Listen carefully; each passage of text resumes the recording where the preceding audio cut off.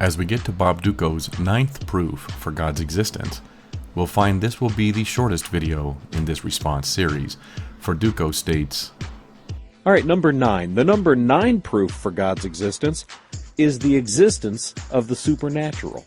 I have personally seen this type of spiritual activity.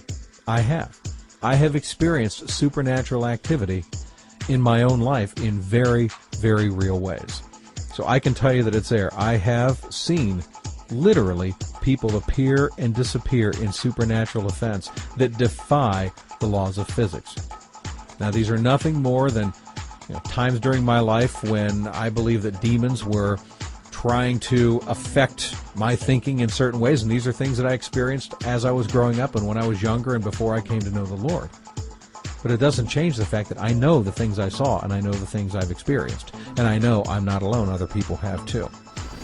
I live in Sweden, and in 1994 I had very close contact with UFO and alien, and I want to witness about it.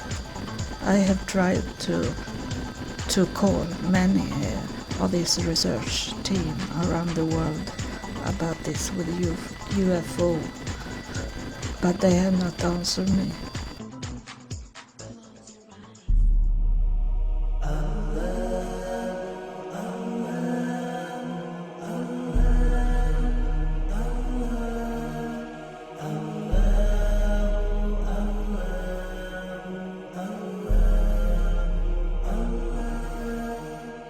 الصبح بدا من طلعته والليل دجى من وفرته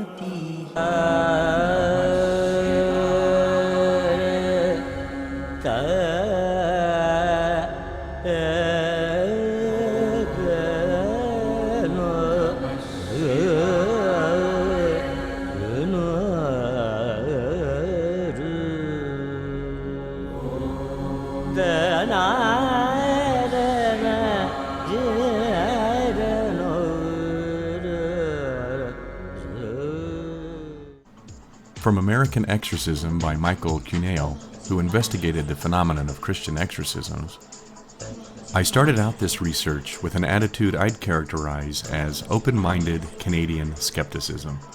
I wasn't expecting to encounter demons, especially not the rip-snorting, mind-blowing demons of popular imagination, but I was entirely open to being surprised. If something happened during an exorcism that defied rational explanation, that seemed to reek of supernatural evil, I was committed to reporting it. Hell, I would have been happy reporting it. But nothing happened. At least, nothing startling. Nothing that reached out and grabbed me by the throat. At the exorcisms I attended, there were no spinning heads, no levitating bodies, no voices from beyond the grave.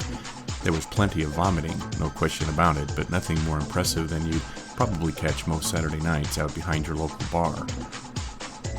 I wasn't counting on demonic fireworks, but neither was I counting them out.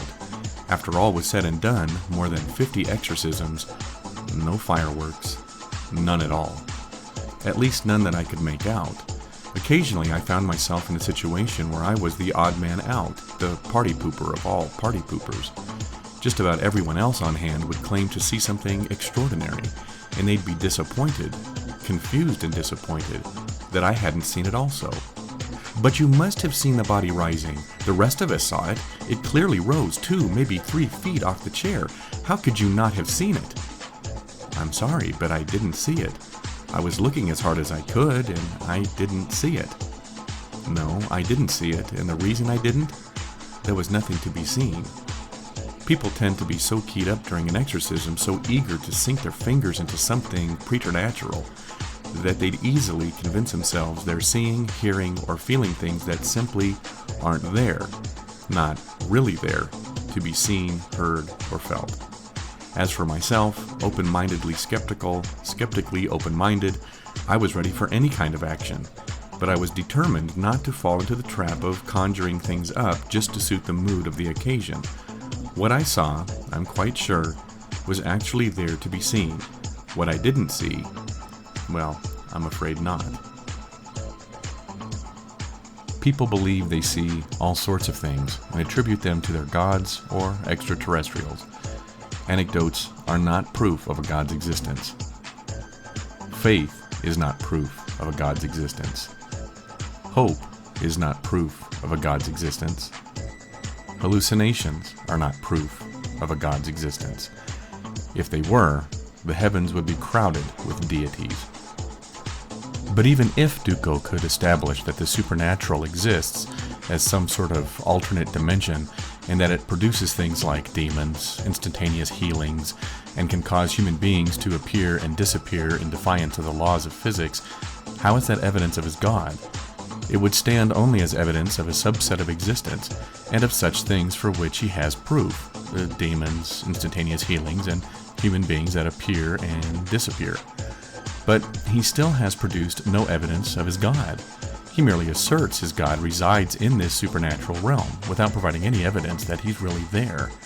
It would be like someone providing evidence that a forest exists in Oregon, and that it has such things as deer and mice living in it, and that occasionally a tree falls in that forest, and then merely asserting that Bigfoot lives there too, simply because the forest exists. It's a non sequitur. And remember, given this analogy, Dutko has provided no independent, objective, or verifiable evidence that his forest, the supernatural world, even exists. It's all anecdotal.